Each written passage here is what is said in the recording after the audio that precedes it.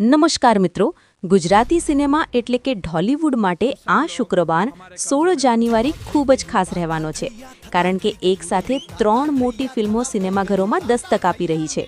Drama, comedy અને social message આ અઠવાડિયે બધું જ મળશે.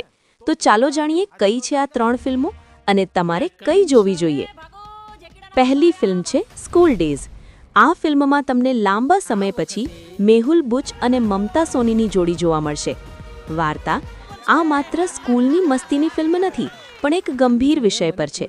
ફિલ્મમાં બતાવવામાં આવ્યું છે કે કેવી રીતે એક હોશિયાર વિદ્યાર્થી ડ્રગ્સના રવાડે ચડી જાય છે અને તેનું જીવન બરબાદ થવા લાગે છે. જો તમે પેરેન્ટ્સ છો અથવા વિદ્યાર્થી છો તો આ ફિલ્મ તમારા માટે મસ્ટ વોચ છે. ડ્રગ્સ માફિયા સામેની લડાઈ અને ફેમિલી ઇમોશન્સ આ ફિલ્મનું મુખ્ય આકર્ષણ છે. બીજી ફિલ્મ છે મોજે દરિયા, જેમાં મુખ્ય ભૂમિકામાં છે ટેલિવિઝનના જાણીતા સ્ટાર માનવ ગોહિલ અને તક્ષ શાહ. વાર્તા આ એક હળવી ફૂલ ડ્રામા અને કોમેડી ફિલ્મ છે. ફિલ્મનું શૂટિંગ સુંદર લોકેશન્સ પર થયું છે. તે જીવનને માણવાની અને સંબંધોની મીઠાશની વાત કરે છે. જો તમારે વીકેન્ડમાં ફેમિલી સાથે હસતા રમતા કંઈક જોવું હોય તો માનવ ગોહિલની શાનદાર એક્ટિંગવાળી આ ફિલ્મ બેસ્ટ ઓપ્શન છે.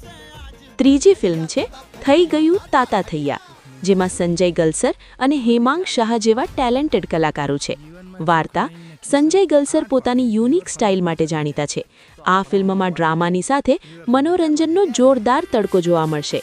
ફિલ્મની વાર્તા સામાન્ય માણસના સંઘર્ષ અને તેની આસપાસ બનતી રમૂજી ઘટનાઓ પર આધારિત છે. સંજય ગલસરની નેચરલ એક્ટિંગ અને ફિલ્મના મજેદાર ડાયલોગ સાંભળવા માટે આ ફિલ્મ થિયેટરમાં જોવી જોઈએ. તો મિત્રો, 16 જાન્યુઆરીએ તમારી પાસે 3 અલગ-અલગ ચોઇસ છે.